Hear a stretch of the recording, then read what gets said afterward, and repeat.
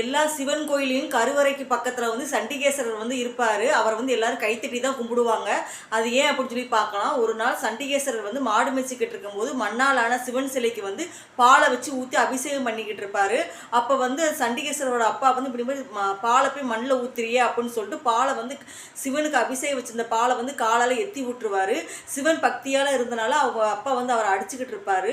அப்போ அடிக்கும்போது சண்டிகேஸ்வருக்கு வந்து அந்த எந்த உணர்ச்சியுமே இருக்காது. உடனே இவர் வந்து திடீர்னு முழிச்சிட்டு இந்த மாதிரி ஒரு குச்சி எடுத்து வீசுவார். வீசும்போது அவங்க அப்பாவோட கால் வந்து துண்டாயிரும். அந்த குச்சி வந்து மழுவாக மாறிடும். அதனால தான் துண்டாகுது. உடனே சிவன் வந்து அங்கே வந்து காட்சி கொடுத்து இந்த மாதிரி எனக்காக உங்கள் அப்பாவோட காலையை வெட்டிட்டே அப்படின்னு சொல்லி இனிமேல் எல்லா சிவன் ஆலயங்களிலும் என் கூட பக்கத்தில் தான் இருப்பேன். எனக்கு படைக்கிற உணவுகளும் உனக்கும் படைக்கப்படும் அப்படின்னு சொல்லி சொல்லுவாங்க. சிவன் சொத்து குலநாசம் அப்படின்னு சொல்லி சொல்லுவாங்க.